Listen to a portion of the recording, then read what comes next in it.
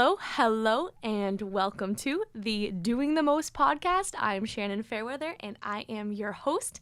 Today, I am so excited to be talking to someone that I've looked up to for a very long time, former Miss Massachusetts and Patriots cheerleader, as well as on-air personality, gone entrepreneur, as she has her very own online boutique at Shop June 3rd. The one, the only, Miss Julia Scaparotti. Thank you so much for coming on today. Thanks for having me, Shannon. I am so excited to talk to you. You clearly have a lot of experience and a lot of different things, so let's just get right into it. Okay. We go way back, and you've done a lot of cool things since I first met you. Can we get a little bit of a timeline on all the things you've been involved in since maybe you got out of school in the past 6 to 10 years? Yeah, so I kind of have to start back in like high school, right? Perfect. I was a huge theater nerd. I hosted the morning news every morning. So I'd be like, good morning, Peabody High School. This is Julia Scaparotti. Like, that's what I did in high school. Oh my goodness. So I knew right away in college that I wanted to do communications, wanted to be on TV.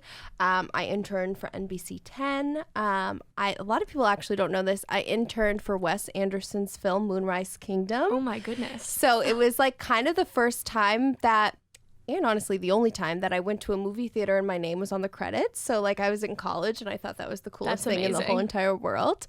And then I graduated and I kind of knew right away I didn't want to do news because of all the tragedy I saw when I was at NBC 10. It was a rough year. My last day of my internship was the Sandy Hook shooting. Oh my goodness. So when that happened, I was like, there's no way in hell I'm doing news. It was just honestly probably one of the worst days that I can remember. And my first job out of college was the front desk at the radio station that I ended up getting a job. So I started from the bottom, would say hi to everybody in the building, checked people in and out, like was in charge of the mail room. But that's how I started. I literally started working the front desk. Yep. It's like those stories of like, you were the janitor. I just had to get into the building somehow, and that's how I did it. And you made it happen. And so I didn't know you were a theater nerd. I was. That's amazing. Were you in plays? I was. I was in a lot of plays. I was a nun in The Sound of Music. What else did I do? Did you sing? I was in an a cappella group at Peabody High. It. Are you good? No, I wouldn't say I'm good. Like I would never try out for American Idol. But yeah, I was like in a 12-person a cappella group in Peabody High. Oh my gosh. I used to be able to read music. I used to be really good at music. Can you give me some a cappella? No. I haven't done that since 2009. But obviously you had the spirit of someone who wanted to be in front and who wanted to be entertaining. So was that essence in you since a child? Yeah, so honestly, my whole family. So I grew up with my Nana always playing the piano. My cousin, who's 2 weeks younger than me, David, he's a huge theater kid too. He went to school at Pace in New York. So we grew up doing this thing called Cousins Productions, and every Christmas we'd put on a show for all the drunk aunts and uncles. Oh my goodness. And we would sing, we would do comedy routines, we'd steal stuff from SNL, and it was kind of like a sketch comedy type thing. And I was doing that since I was like, I don't know, 5, 6 years old. That's amazing. I love how you can almost look back to your behavior as a child and what you were attracted to naturally and enjoyed and kind of think, am I doing things related to that now? And you obviously have in so many different ways, from even just as a child being in plays to then getting those internships with the news. And you bring up an interesting point because I wanted to be potentially on the news. I had an internship at Channel 7. I wanted to go into journalism, and my road just kind of led me more to entertainment-based news in a sense, but I have had some friends who just now have had jobs in news channels, and they'll get raw footage of just really brutal scenes, brutal scenes that they either have to edit because someone has to do it. And you just have to think what that's doing to the subconscious. Right. Well, so my mom always wanted me to be a nurse because she's a nurse. 71, she still hasn't retired yet, because she loves it so much. That's amazing. And she was always like, you need to be like, you're so caring, you're so thoughtful, you're so personable, you'd be a great nurse too. And I was like, Mom, I can't like remove myself from those emotions. I wouldn't be able to just shut down and then come home and then be happy. And that's kind of how I felt when I had that internship at NBC 10. You know, I'd you know, you find out a house is on fire and you drive to the house and then you're interviewing, you know, about how their house just burnt down. And I'm like, I just can't do this every day. I can't. The emotional awareness that now comes with the positions that we are taking on is something that I'm so grateful for in terms of just my own awareness, but I also think it's becoming more well known that mental health is so important and that the environment that you are in contributes to that. Totally. And you know, that's why I kind of was like, okay, well, I had these great internships with movies and news. And then I was like, okay, well, radio's pretty light and fluffy. I mean, sometimes you have to tell some tough stories on the radio, but for the most part, you're just like talking about who Justin Bieber's dating, or I don't know. I can do that. I like Justin stuff. Bieber. Yeah, exactly. fun Of stuff. course, like people like your mom, some people, you know, can go into it in a different mindset where they probably are able to get some perspective on their own life and gain some sort of gratitude for the and it's life important. You need people that can share the news. I just think it's so important for people to recognize, you know, how they feel in the environment that they're working in. So I think that's just very noble of you that you recognize that at such a young age. So after that internship, what came after that? Yeah, so I worked the front desk at the radio station. It's kind of weird all over the place, right? So I competed in pageants since I was 13 years old. My mom wasn't a pageant mom. To be honest, I got into it because I started like on the newspaper, and it was at like my local Danvers Marriott, and I was like, you know what, I could do this. Like I loved being on stage. And competed ever since I was 14. So I knew that was a goal. I never won. I competed in so many freaking pageants. And I think a lot of people that know me now don't realize how hard I work to get there. I think, you know. To Miss Massachusetts. Well, kind of like everything I've accomplished, because I didn't hear the word yes till I was like in my mid-20s. Right. You know, I didn't make the Patriots Cheerleaders till I was like 23, 24, Miss Mass 25. So people that know me around that age probably was like, oh, she has it all, right? She's a Patriots Cheerleader. She's Miss Massachusetts. She heard all these yeses. But I heard no so much growing up. Like I auditioned for Zoom when I was 8. I went to PBS in Brighton and auditioned for Zoom, and I heard the word no, and I got pretty far in the auditions, and then I heard the word no. So like I wasn't accomplished till I was in my mid-20s. What kept you going after hearing all those no's? I'm freaking competitive. I wasn't okay with it. I wasn't okay with hearing no. I think I always believed in myself. I remember my mom being like, you're going to audition for the Patriots Cheerleaders? Like, don't 500 girls go out for that? Like, are you sure? Like, she was protecting me. She didn't want me to, you know, she's seen me cry after pageants. She's seen me be so heartbroken. And I was like, yeah, Mom, like, I'm never gonna hear the word yes if I just kind of cower in a corner and never do it again. Exactly. And I think that's such an important lesson, too, because the yes is coming for any dreams that you want. It's just a matter of what's the journey to getting to that yes. And how long you're willing to push forward and how much, you know, there was a lot of sacrifices along the way, whether that was like missing social events, I freaking did not sleep. I worked a full-time job. Even when I was younger, my mom, she helped me. I'm not going to say like I wasn't quote unquote spoiled, but I would have to give her like $50 a week. I was bussing tables at 14, working at a restaurant under the table, and I'd have to pay for my pageants when I was 14, 15 years old.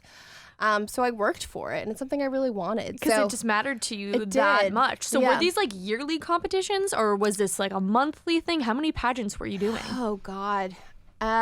New England's not like the South, so we don't have that many that you can compete in. Right. The Miss USA and the Miss America organization are the two biggest pageants in the country, and Miss Universe is the biggest pageant in the world, and that's, you know, where you win Miss Mass, you can win Miss USA, you can win Miss Universe, which is what Olivia Culpo did from Rhode Island, right? So I always knew that was the goal, that I wanted to win the Miss USA competition, be in that competition. But I competed in like smaller pageants where, you know, you're not going to know this because you're not from the pageant world, but like National American Miss and like, you know, there's so many different titles out there that you can get. Right. So it was like a couple times a year. And were you training year round? It was when you're younger, you're not competing in swimsuit. You're not, so you're not training, like you're not, you know, working out every day. But yeah, like you're buying gowns, you're trying to figure out how to do your hair and makeup. Again, I was like paying for pageants myself. I didn't have a coach. I didn't get a coach till I was in my mid-20s because then that's when I could afford it. Right. Because you were an adult and could pay for things. I actually had a job and to working support full this. time, Yes. and so I could actually put money into it. Exactly. Yeah. So when did you really get into it that led to the road to Miss Mass? Because you were obviously in school, you obviously were kind of figuring out your career path. Yeah. When did you kind of decide, all right, I'm going to do this? I mean, it was always the goal. Like, I remember, and I love Jackie Bruno, and I can't believe she's like one of my friends now. But when she won Miss Massachusetts and she was at Miss USA, I was probably, I don't know, maybe junior, senior in high school. And I just remember being like, that is the most incredible woman I've ever met in my life. She just exuded so much confidence, and the way she spoke to people and the way she just lit up the room. I mean, it's you don't meet many people that have that type of energy. And I was like, that's who I want to be when I grow up. I want to be Jackie Bruno. So that was always the goal. I always knew I wanted to be Miss Massachusetts. It was always in the back of my mind. And yeah, like when I start, mid-20s was when I was like, okay, I finally kind of had the resume, I have the money, I have the ability and the tools that I need to win. And that's when I was like, all right, like, here we go. And how long was that journey where you really started investing the money? Did you say early 20s? So what, like, was it 22, 23, and then you won at 25? Yeah, so I competed 3 times for the title. I think it was 22, 23, took 24 off, and then won when I was 25. Right. Yeah. How was your mental health during this time? Was it either like better than ever because you were pouring so much into yourself and you were feeling so good, or was it hard because in that world I'm sure there's comparison and I'm sure there's some body shame issues potentially. So how did you stay mentally strong during that time? Yeah, so that's a good question. So the first year I competed and I made top 15 my first year at Miss Mass, I was like over the moon because I've competed in pageants where I haven't placed, right? So I was like, wow, okay, I just competed, I made top 15, I'm doing this again next year, and I'm pouring my heart and soul into this, and I'm doing anything I can, right? I'm using the sponsors, I'm working out with the person I'm supposed to work out from, I'm buying the gown where I'm supposed to buy my gown from, like kind of doing things that I thought the judges wanted, or doing things that I thought were the right thing to do, I guess is how I can explain it. In my second year, I made top 15. I didn't make top 5, and I was very angry. And I think I was so angry because I was doing things that I thought I was supposed to be doing, but I wasn't doing what like I would have wanted to be doing. Does that make sense? Yes. So that's a very interesting point. It was actually the skinniest I ever was, and it was probably 10 pounds too light. Right. Because I was obsessing over it. Yes. So I took a year off because I really needed to like take a seat back and realize like, okay, where did I go wrong, right? Like they say winners wear white. I bought a white gown. So I took a year off. I watched a lot of pageants, which helped me. And then that next year, that third year that I finally won, to your point, it was when I was finally mentally like, I'm not taking shit from nobody. I walked into orientation feeling so good about myself because I was so confident in everything that I was bringing to the table. I felt better about myself. I knew who I was.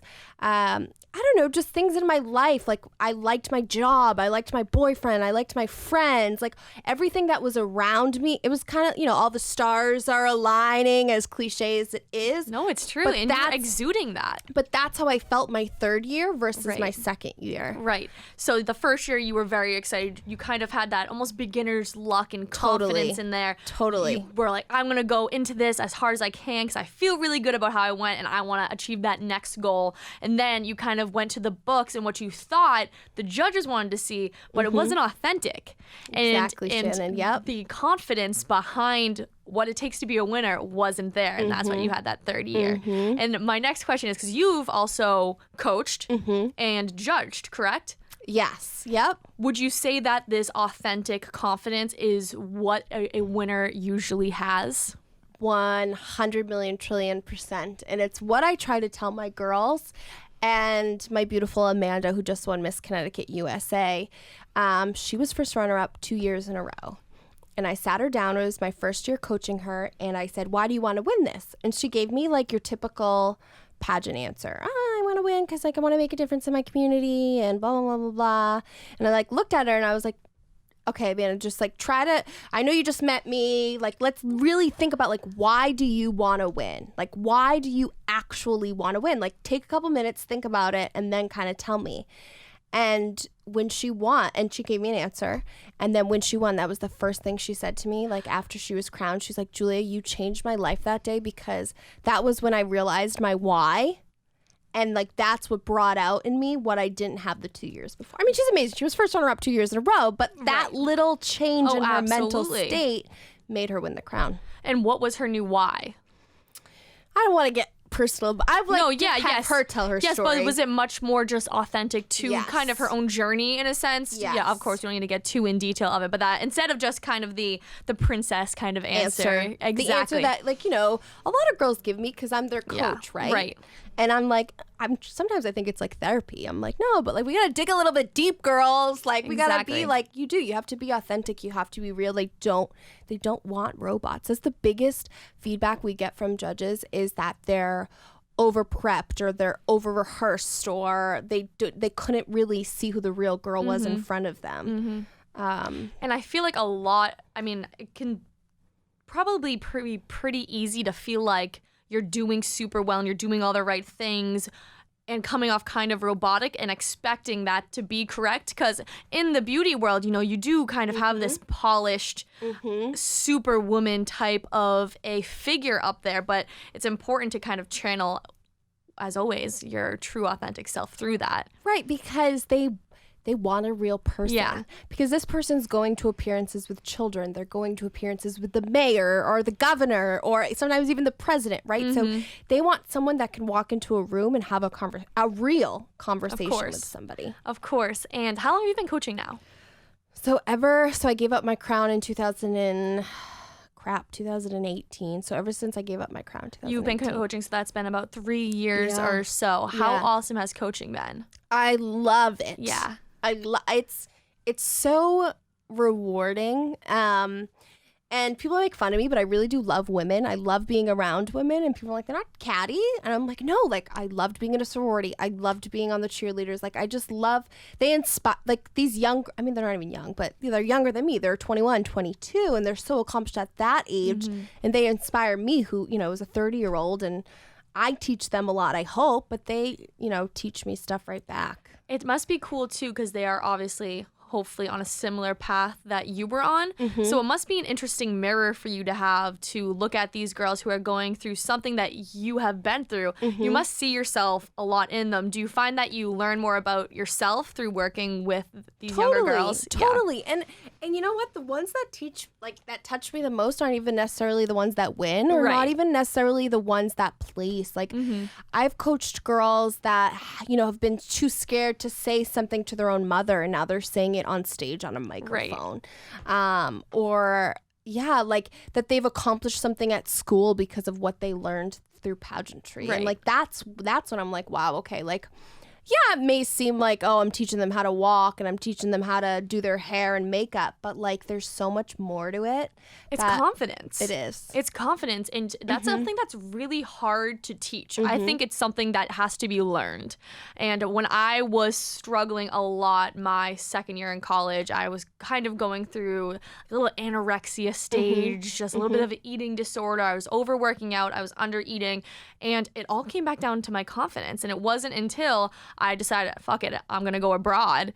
And I just went to Ireland after essentially being home 4 days out of the week when I was living at Bentley. Right. That I kind of gained my own confidence, and that's when my whole life turned around. So I think it's really beautiful that the pageant lifestyle can help girls a lot, because I think it can get a bad rep. I mean, I come from, my experience with pageants is what was that, Toddlers and Tiaras, which I loved, by the way. I know. I loved, but it kind of, the pageant world must hate that show, because it kind of created these crazy moms and these girls who are just like anything, right? Like you think about sports and football, and like there's always going to be some bad eggs. There's always going to be people that ruin it, that like create that stereotype. Of course. But 99% of the people that do it are, so accomplished and so amazing, and it's cool too. They really want to make a difference. It's awesome. It's such a personal sport in a sense. It's like you are your own team, and when it comes to life, because I always like to break things down to as deep as possible. This is your own sport. You're your own team. At the end of the day, you're the only teammate you're gonna have your whole life. So I think that pageants must be a really cool way for women and even men who get into pageants as well to kind of just learn about themselves. Totally. And kind of dive into that. Like, what am I insecure of? Like, why do I feel like I can't go in front of people and speak or walk? Yeah. So it's cool to think of it that way as a journey. And like there's, we always... So KP Consulting is the coaching company that I work under, and we always share past clients are doing this now, and it's not always the girls that win, but they did gain that confidence that you're talking about. And the thing that just happened this week is Siobhan wrote a book about 9/11 because her dad was, he's fine. He did not pass away during 9/11, but all these stories of all these firefighters that she knows. And pageants helped her kind of gain that confidence, because that's when she first started telling those stories, was in the interview room. Because when you interview for a job, you're not talking about that stuff. Exactly. You're talking about if you know how to use Excel, or you know what I mean? You're not really talking about those personal, deep, meaningful things. When it comes to the interview part of the pageants, I've always found that to be the most interesting, just when I watch them, because I think that's when people obviously have the opportunity to show who they truly are. Where do people go right and wrong with the interview part of saying what they think they want the judges to hear versus saying an actual right answer? When they say, why do you want the crown? To give that generic, because I want to make a difference. Yeah. You really got to dig deep and say, why do you want to make a difference? What are you trying to accomplish with this crown? Because it's not the early 90s anymore. It's not just a beauty pageant. There's so much more to it. And the modern day woman is essentially taking over the world. We are evolving a lot, and the recognition that women are getting as these powerhouses, as the CEO mindset, is more than just the mother. And I feel like that must be a really cool shift for the pageants as well. Totally. Because there's whole new expectations. Totally. Why did you want the crown? Why did I want the crown? I think the biggest thing was confidence and how much I struggled with it. And it was almost like a goal that I've always wanted since I was a little girl, and I think I wouldn't be able to live if I didn't accomplish that goal, as crazy as that makes me seem. I love that. I love that. Was if you want something, you should want it on that level. That's how bad I wanted it. And I'll watch my crowning video, and I'll still it still doesn't seem like that was even my life, that I actually did it. That was the first thing my mom said to me, was when I crowned, and she ran to the stage and she's like, you did it. You actually did it. You did it, Julia. Do you, are you? And I was just kind of blacking out, and I'm like, wow. It's kind of I don't know, when your brothers grew up playing hockey, if they won the Stanley Cup, how that would have felt. The That's top what of it the was. top. It was the Super Bowl for me winning that. That's amazing. Do you feel like having that, accomplishing almost one of your life goals that early has kind of left you thinking oh, what next? Totally. Yeah. I'm oh God. When I came back from Miss USA that summer, I gained about 20 pounds. I was drinking and partying my ass off because I didn't party in my early 20s. And I was like, what the hell am I going to do? It was a reset. Yeah. I'm what the fuck? What a gorgeous opportunity. Kind of. I had to pull myself out of it, pull myself out of the grave. But I was what the fuck? Now what? Yeah. And that's when I went on the MTV show with Pauly D. Oh my goodness. I forgot about that. Yeah. So I went on that show, and that was also a weird goal of mine, because I always wanted to do reality TV. And then the radio job opened itself up, and then I was this is what I've always wanted to do. I'm here. And it's cool too, because I think it kind of gave you a certain freedom, because you were working towards something so hard, which was the pageants, that you didn't have time to almost kind of commit to these full-time jobs, these 9-to-5s, kind of the basic route. So you were kind of forced to get creative yet again, which you then did again and again, which we'll get into. But let's talk about Pauly D for a second. Yes, sure. I need People to know, love talking about him. as a Jersey Shore fan, yes, does he live up to the hype? He has beautiful. It's crazy because I am wear your SPF, stay out of the sun, like don't get wrinkles. Me too. And I mean, he's got to be in a tanning bed every day, right? Must. But his skin is crystal clear. Do you think he does? He must have some good doctors, some good must. Botox He and must. stuff. He has the money. Because that's what I was amazed by was his skin. How he's old is he? old. I mean, I'm 30. He's got to be in his 40s. Gotta be. And that's Still what I was amazed fist about. pumping And I touched DJing. his hair. I was like, can I touch your hair? And I touched his hair. Yeah, he's still doing the same hairstyle. It's time to mix it up. I mean, I don't think he can. That's like iconic. It is iconic, but it's like when is it time to rebrand, Pauly D? When is it time to I don't rebrand? think he ever will. Who knows? I mean, like you think about them, right? Talk about needing to figure your shit out after like they had Jersey Shore. It's like the same. Yep. So has it been a kind of a beautifully difficult journey for you as you transitioned from kind of this Miss Massachusetts icon to now you literally passed down the crown to someone who's now the new Miss Massachusetts. Like, what is that like? Okay, so some Miss Massachusetts go crazy and they're like, I can't see pageants ever again, and they get mad because they didn't place at Miss USA and they feel like they were gypped and blah blah blah blah and yada yada yada. I never felt that way because again, that crown on my head was like the Super Bowl of my life. Yeah. And even though I've been to 3 Super Bowls, by the way, that whatever. we haven't talked about yet. But yeah, like that was like the Super Bowl of my life.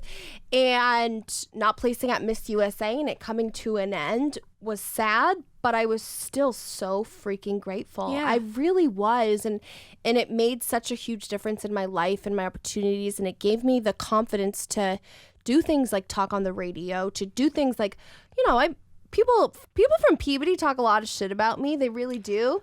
I love my town, and there's some people that I really love in my town, and I think they, I kind of give them a reason to, right? I go on MTV and I make out with Pauly D, but here's the thing. If people from your hometown are not talking shit about you, if they're not unfollowing you, you're doing something wrong. I know. You're doing something wrong. But I finally have gotten to that point of like, I'm like kind of a little bit too shameless sometimes because I'm like, fuck you. I fucking love this. You're doing cool shit. I used to be at the Peabody High Morning News and now I'm on fucking MTV making out with Pauly D. Like, this is what I always wanted to do my whole life. It's so fun. So you just brought up so many great points. So I want to touch on the Super Bowls because I want to get into the whole Patriots cheerleader side of things. But let's just talk about growth from high school. Yeah. Because it's such a real thing. And as someone who just graduated college like 2 years or so, I'm starting to do some cooler stuff. I am recognizing not the hate, but that just kind of you can tell. You can tell that people that you used to know, they're kind of just like, what the fuck are you doing? Yeah. I think that's the best place to be. You know what? In high school, I totally, kind of followed what everybody else was doing. I love my ex-boyfriend, but like because he was the athlete of the school, right? He was like the most handsome, beautiful man at Peabody High. He was embarrassed to come to like the theater stuff. Okay. Because of that whole athlete, but I was still quote unquote popular, but like I was like the theater girl. Right. And he never went to any of that stuff. It's so interesting. Isn't that but now, like, if that was like me now and he was my boyfriend and he wasn't coming to like my I would have been like, fuck you, get out of here. That's it. But in high school, that wasn't like it's just so weird how much I've grown. Growth is the coolest thing ever. It's the coolest thing ever. And you also just talked about how some people will, finish being Miss Massachusetts and feel like they got shamed in the next pageant and kind of just put out a lot of negativity. And it seems like something that keeps doing you so well is to keep putting out positivity. Yeah. And I'm just such a strong believer in mindset, and that what you put out there is what you receive, and the more you practice gratitude versus negativity, the more the universe will work in your favor. As I totally agree. As that sounds, the universe was working in my favor for so long, and then COVID hit. Yeah. But my world was just kind of like next thing.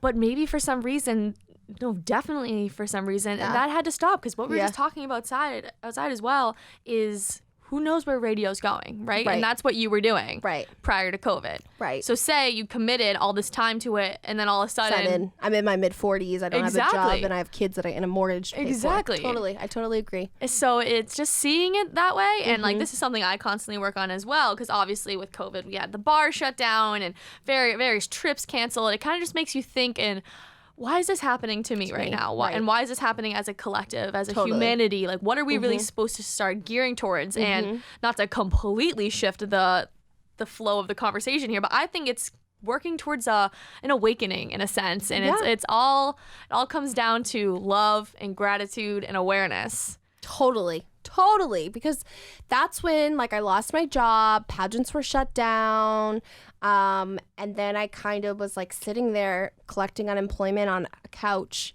and I like hadn't sat on a couch since I was like, I don't even know. My whole life I've been juggling 500 things at once, and that was the first time in like 30 years that I'm sitting on the couch. Kind of, and I'm like what the fuck? Like, where am I? Where what am I doing? How did I get here? I've worked my ass off my whole life. What am I, like, now I'm sitting on the couch? Exactly. And what, obviously, we all had these moments during COVID specifically where it was just like, fuck. Like, we all felt bad for ourselves for at least a couple days, weeks, months, whatever you needed. What was the moment or time where you kind of started to feel a little bit inspired again?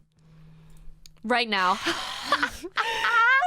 It was honestly probably last fall, because when I turned 29, that was hard for me, because even though now that I'm 30 and I love being 30, but when I was turning 29, I was like, fuck, I'm turning 30. Like, what do I have to say about all these things that I've done, you know? And now I'm on the couch and I'm not accomplishing anything that I thought I would be at age 30. For 2 seconds. Yeah, I know, but it was like a huge like thing for me.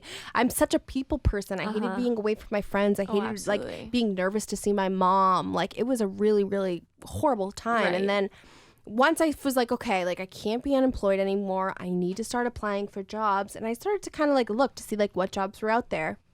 I used to work for an ad agency, was looking at that stuff. I was like, that's not my personality. I can't do that. Like, started, just kept on job searching. And I was like, what the hell am I doing? Like, I want to be my own boss.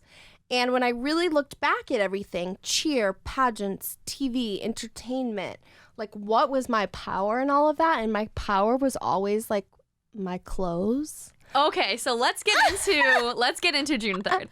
Let's do it. So for those of you who don't know, Julia, when was this? It hasn't been a year yet. No. I just launched the last week of April. Insane that it's been that short amount of time, because I feel like you were making such an impact. Julia launched her very own online boutique called, is it shopjune3rd.com? Yes. I was looking at it today. So shop June 3rd. June 3rd is her birthday. I am rocking it right now. Woo! Literally, it has a matching skirt too.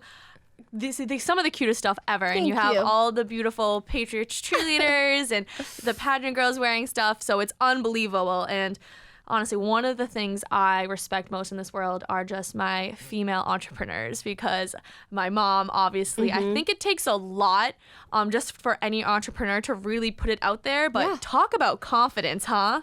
Well, again, to like saying like those people would say, so, like, it's kind of crazy how shameless people are, and like how they'll just be like, so are you making money? Like, how's that going? So are you actually making money?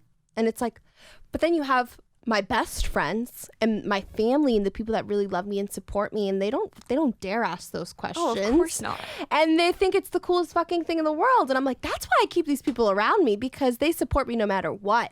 And that's what, like, I've said, like, a lot of like my first customers on my cards, that people that have been in my life and have seen me go after all these crazy goals, like, that's what I wrote. Like, thank you for like supporting all my crazy goals. Like, I'm sure it's exhausting for these people like, to support all this stuff that I do. It's the best, though. But that's honestly why, like, I've survived, why I've been successful at doing it, is because of all the people that I've connect with. That's my favorite thing about when I get an order. I can see like who that person is, and I'm like, wow, I haven't talked to that person in like 6-7 years, or they were in my sorority, or and I'm like, and they're buying from me. So even though I'm not their friend anymore, maybe we follow each other on social media, I'm like, they might like it and that's why they're buying it. They may like me and that's why they're buying it, but like they're buying it.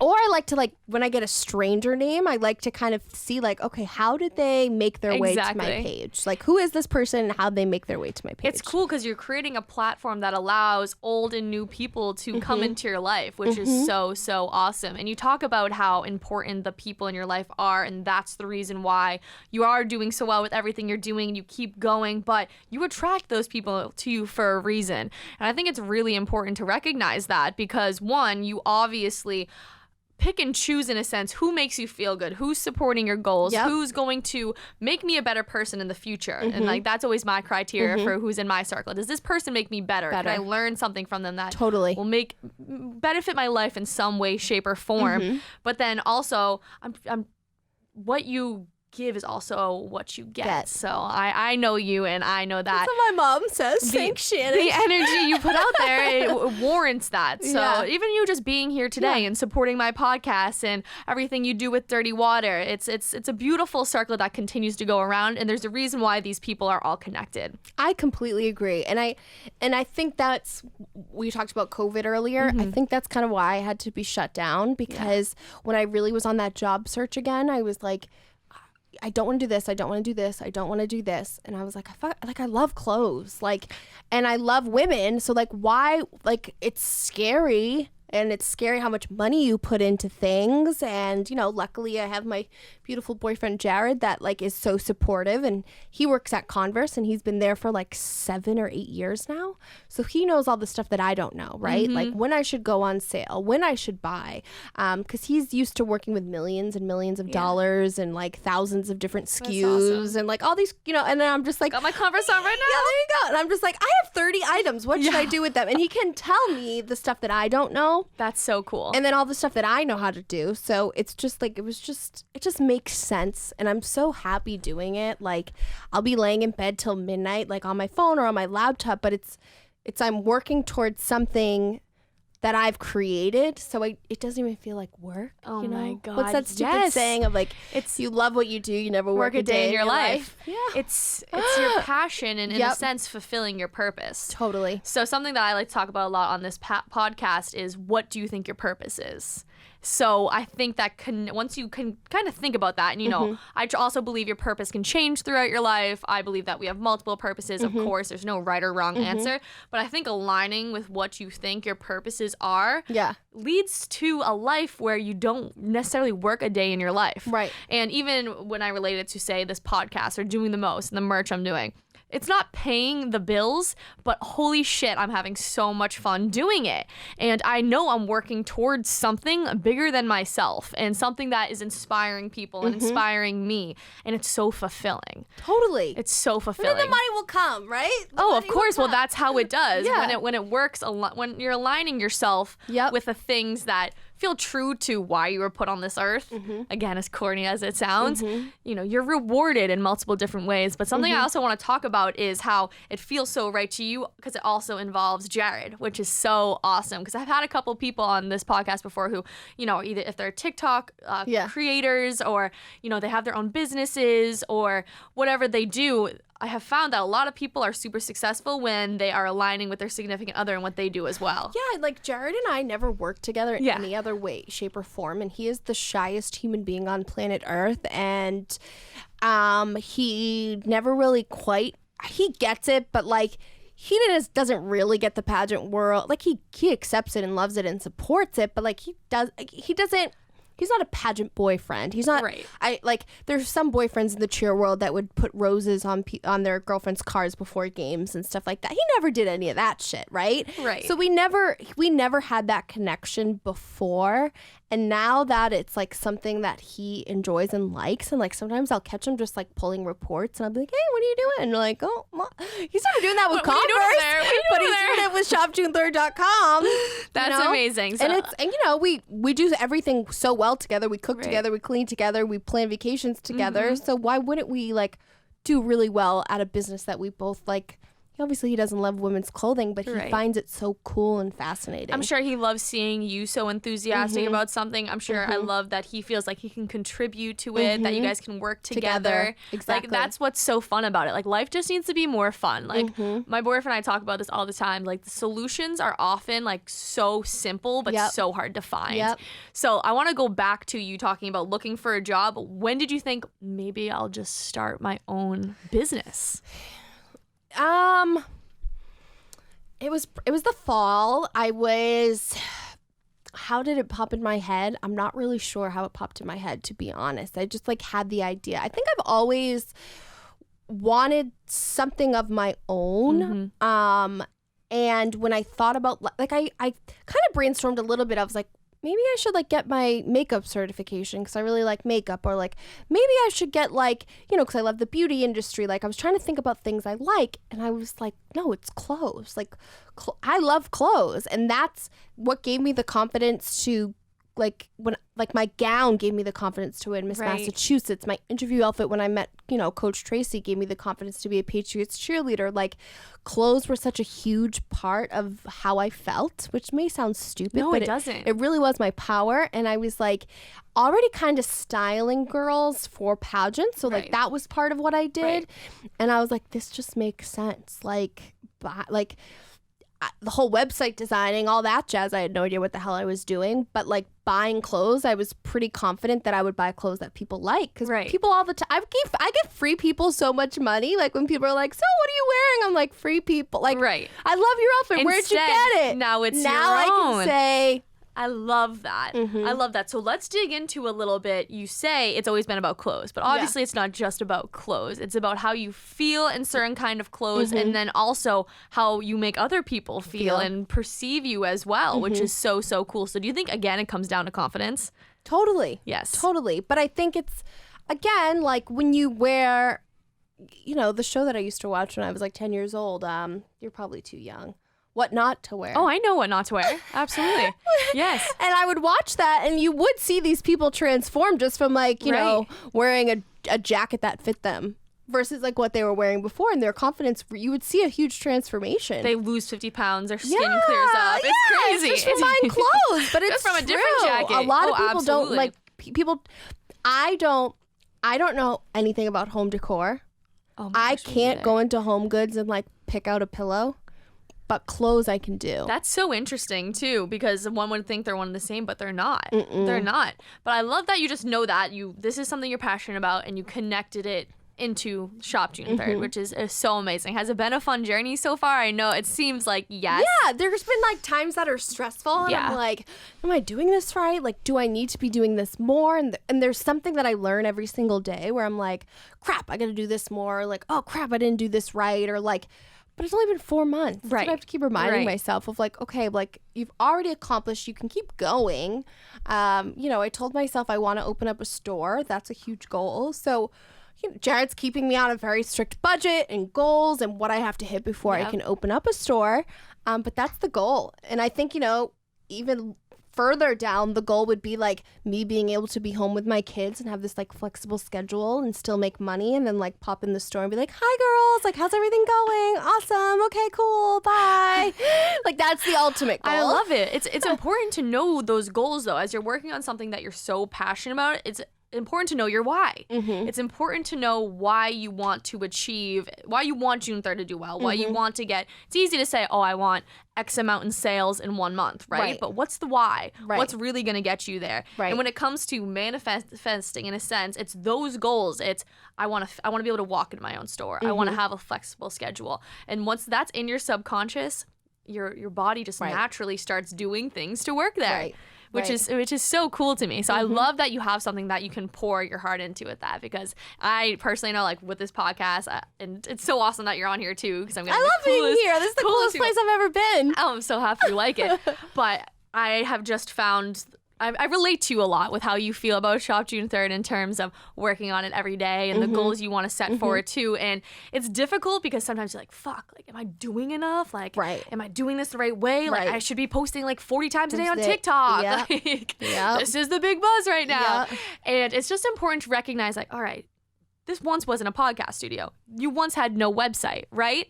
So like just recognizing one where you want to go so you can continue to grow, but also having gratitude for where you've been. Totally. Which is so important. And now something I want to talk about before we just let it completely pass. I want to talk about the Patriots Cheerleaders experience. Yes. Best worst part of your life? Was Best it part of my amazing? life. Yeah, it really was. I mean, God, So growing up, I always played basketball, so I would go to Celtics games. I never went to a Patriots game. So I never saw the Patriot Cheerleaders, which I think really would have made a bigger difference if that was like an ultimate goal that I had. I always saw the Celtics dancers, and I was like, wow, those girls are awesome. Dope.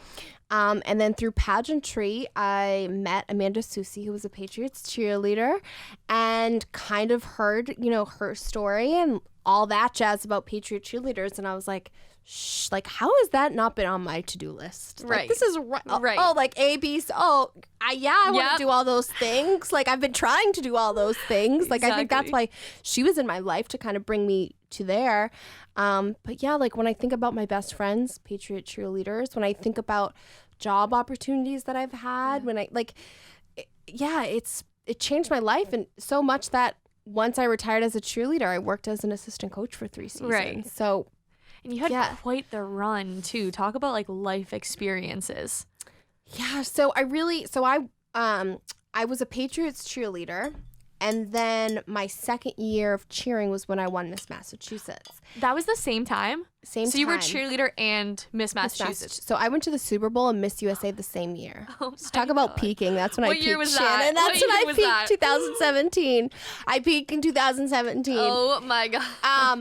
You must have been exhausted. Yes. No, but I loved it. I had the best adrenaline ever. In the best way. But I always credit Tracy for believing in me and seeing something in me and picking me for the team, because that helped with my confidence a lot, because that was the first yes I ever heard in my whole. I'm talking about I was 8 years old and tried out for Zoom, right? So think about all the things that I would try out for, right? I would hear no. You got the nun part. You're right. I was the nun in The Sound of Music. But she was the first person that was like, yes, I believe in this girl. And once I kind of heard that yes, that's when I was like, okay, wow, like maybe I really can win Miss Massachusetts. Maybe I can really do this. That's amazing.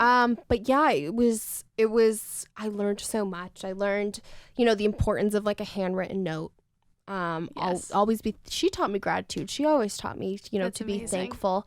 I was always an outgoing person, but working appearances as a Patriots cheerleader and having to be able to speak to a little child, to, the governor, I met Adriana. Talk about famous people. Being a Patriots cheerleader, Adriana Lima, Giselle, I've met so many freaking celebrities from being a Patriots cheerleader. Can we talk about some crazy stories? What's some of your favorite stories on any realm of being a Patriots cheerleader? I'm sure some crazy stuff has happened. What sticks out in your memory? What sticks out in my memory? I have a couple, some I can't disclose. Maybe I'll disclose when I'm in my grandmother. We should have drank. I'm a grandmother. I can't, the Super Bowl after parties. Yeah. That's the stuff I'm not ready to disclose yet. That's fair. That's fair. Because if my mom is listening to this, or no, actually my dad, he'd be embarrassed. Have you hooked up with any Patriots players? No, I have not. Okay. No, I have not. That's a question I always get, and I always say no because it's the truth. But yeah, let's think. What's something that's PG-13 that I can tell? How was Giselle? Okay, I can tell that. That's actually a really good story because it was actually a coincidence that we met her.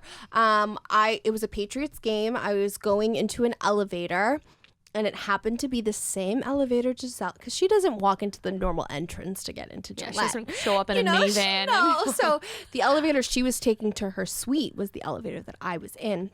She was with her little, what's her daughter's name? Vivi? Yes. And so she was with Vivi, and as soon as we walked in, Vivi runs behind Giselle and hides behind her, and Giselle's like, "Girls, you're so beautiful. You have no idea. Vivi has your poster on her wall, and I just wanted to be like, your daughter has my photo in her bedroom? What? You're Giselle and her dad's Tom Brady. But she was so embarrassed to meet us because she thought, we're Disney princesses to her. And she's like, I've always wanted to bring her down to the field to meet you girls because, like, she loves you guys so much.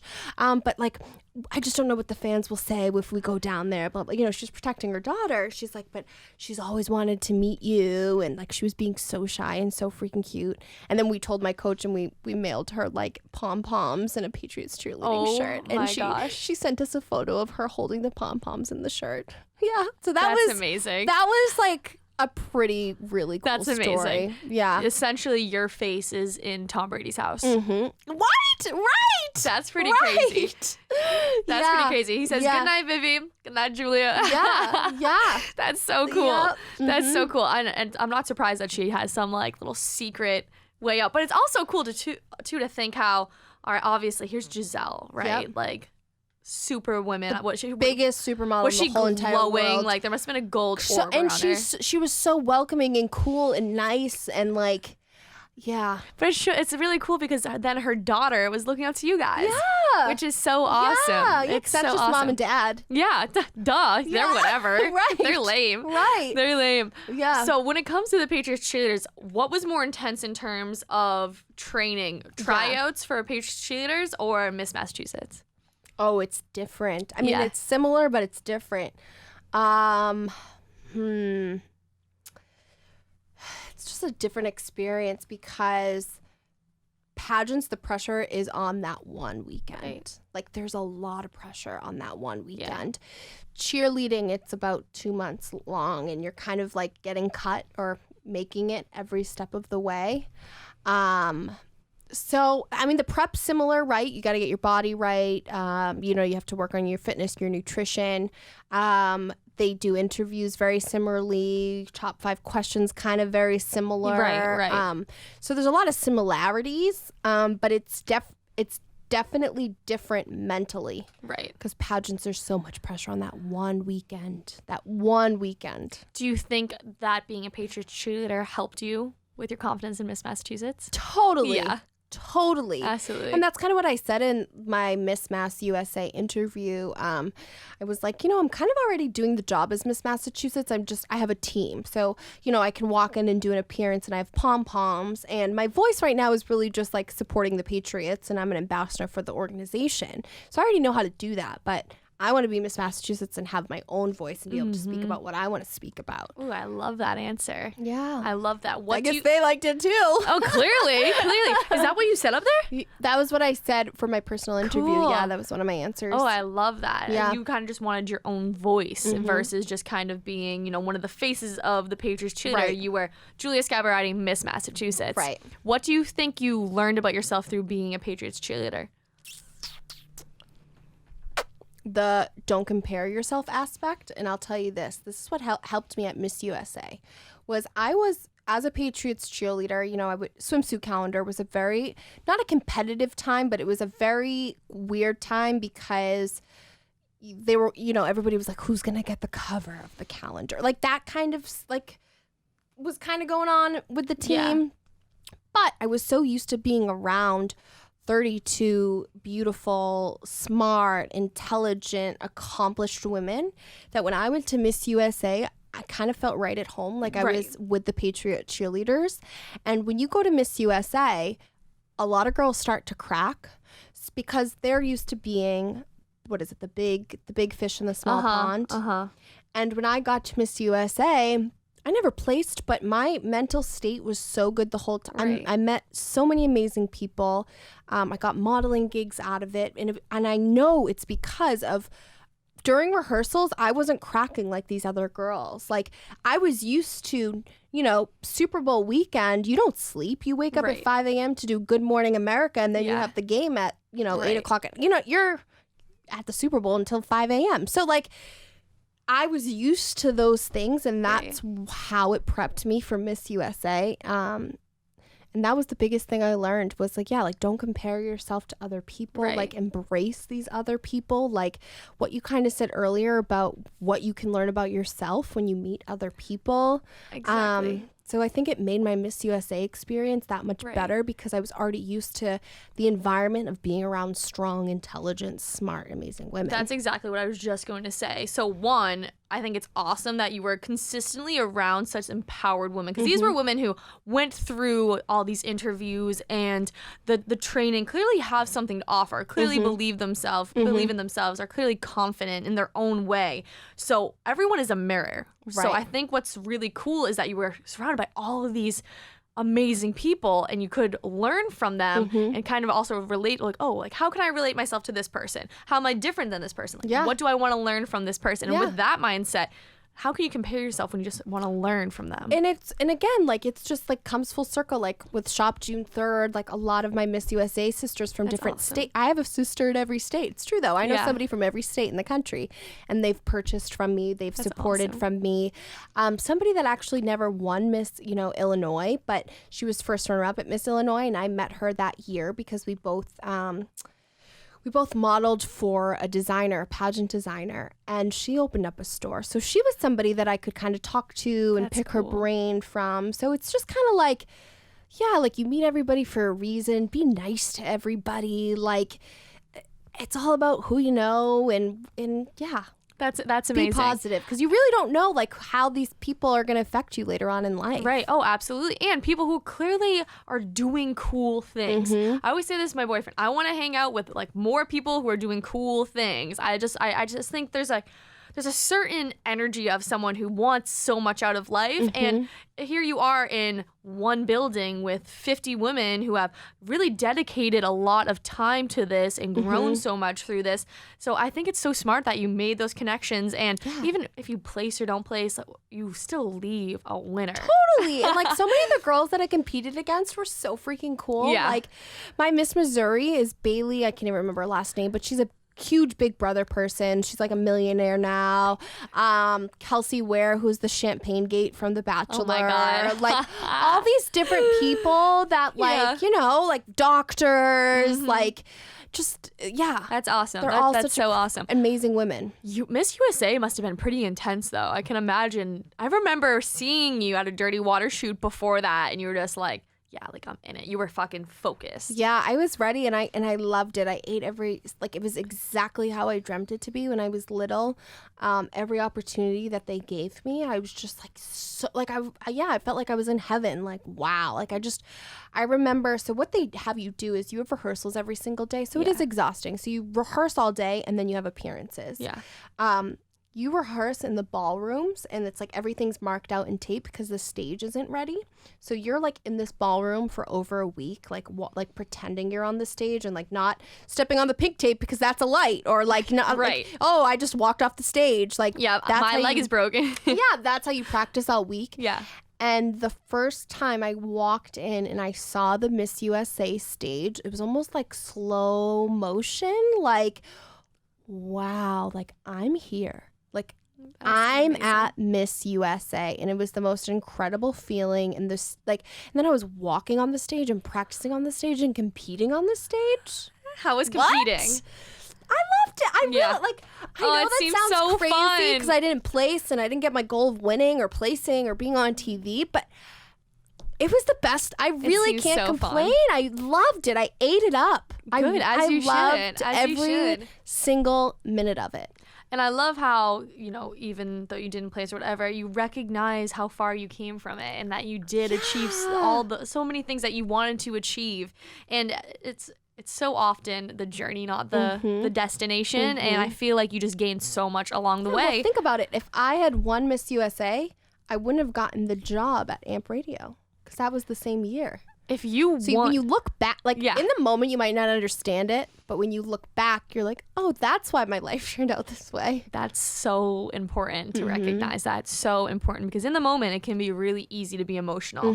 And emotion is literally just like feelings in motion, right? Like it's this energy in motion, and it can lead you to feel bad about yourself. It can lead you to be negative towards others, but it's important to channel that energy towards motivation. Totally. Versus fear or negativity or hatred or whatever it is. And I feel like you just constantly do that. If there was a certain theme to this podcast, which there will be via the title, of course, I think it's just constantly staying positive and finding the next opportunity. Totally. And I do think my whole life hearing all those no's and like really being rejected. That's a hard word to say, but I was rejected a lot. I never got the like main lead in the play. I never had a solo and chorus. I think about all the things that I was never the main person, the leader, and that I think is why that when I would hear these yeses, I was so grateful for it, because I was like, wow, like I'm getting an opportunity, like let me make something out of it. And you owned it. You won. We're so grateful for it. But two, you knew you were worthy. And that's important too, like recognizing that even though some people are going to say no, some people are going to think you aren't right for something,